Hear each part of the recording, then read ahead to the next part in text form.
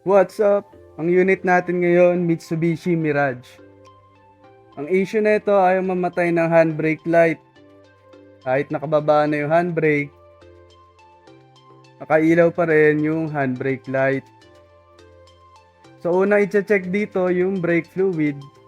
So dito pag check ko mababa yung brake fluid, dinagdagan ko, nawala na yung handbrake light. Ibig sabihin, okay yung sensor.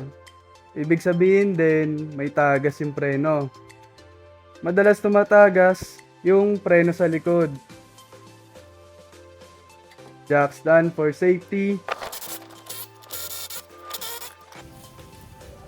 So dito mamarkahan nyo yung hub kung wala kayong torque wrench para mahigpitan nyo ng tama.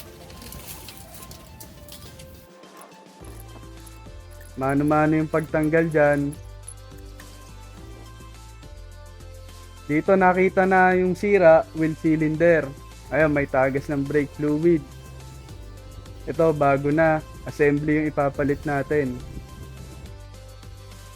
Bago ikabit, dilinisan.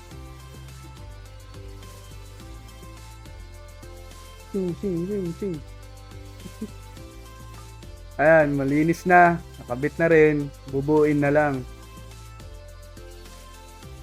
So sa pagbuo nito, may tamang paghigpit, kailangan gumamit ng torque wrench. Kasi yung wheel bearing niyan, tsaka yung brake drum magkasama. Yan, na-torque na. Alright ka sa akin, boy. Ito yung marka, ibig sabihin, tama din yung higpit. Alright ka sa akin, boy. Pagtapos nun, i-bleed na lang yung preno.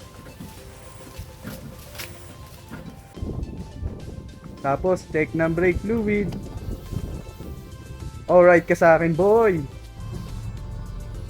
Test drive, baba ng handbrake. Wala na.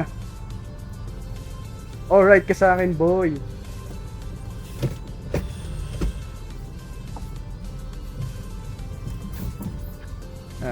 Sumusubsob na, malakas na yung preno. Okay na. Sa mga gusto magpagawa, message lang kayo sa Facebook page, The Works.